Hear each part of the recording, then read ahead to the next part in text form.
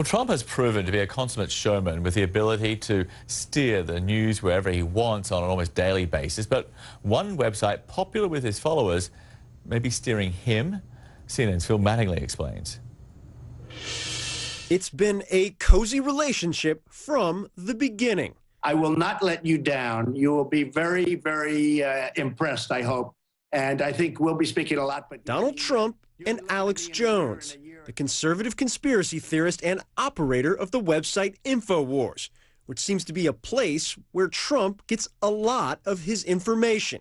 Jones can take credit for spearheading some of the most outrageous theories on the internet, from claims that 9/11 was a government conspiracy to the Sandy Hook shooting being faked. Jones' theories reach tens of millions each month and are now often echoed by the next president of the United States. Take President Obama's birth. Trump comes along and said, birth certificate. He gave a birth certificate. Whether or not that was a real certificate, because a lot of people question it, I certainly question it. Obama as the leader of ISIS. ISIS is honoring President Obama.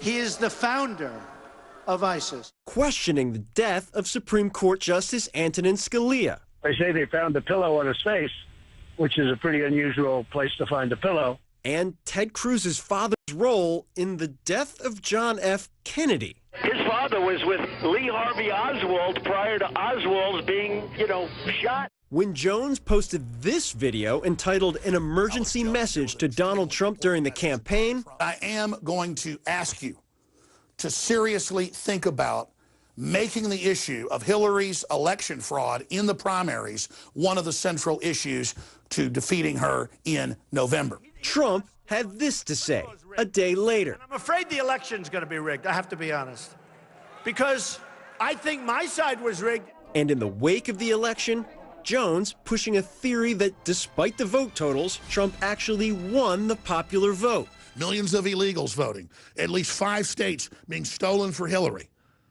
We're talking 5, 6, 7, 8 million people more voting for Trump, if you look at the evidence, in the popular vote than did. And Trump tweeting just 4 days later, quote, in addition to winning the Electoral College in a landslide, I won the popular vote if you deduct the millions of people who voted illegally. I'll tell you, it is surreal to talk about issues here on air and then word for word hear Trump say it 2 days later. It is amazing. And the issue of where the president-elect is actually getting his information has been a particularly vexing one for both Democrats and Republicans, raising no shortage of concerns. Here's one kind of primary example: intelligence briefings. Now, the vice president-elect, Mike Pence, has been, as described to me by one advisor, a voracious consumer of intelligence, attending briefings on a very regular basis, trying to stay in the loop and learn a lot of things that obviously, as a member of Congress or governor of Indiana, he simply wasn't privy to. The president-elect?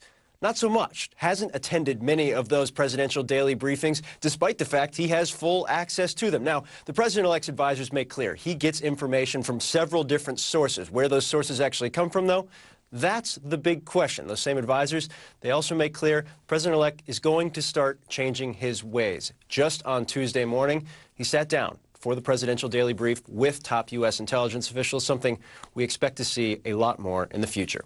Phil Mattingly, CNN, New York.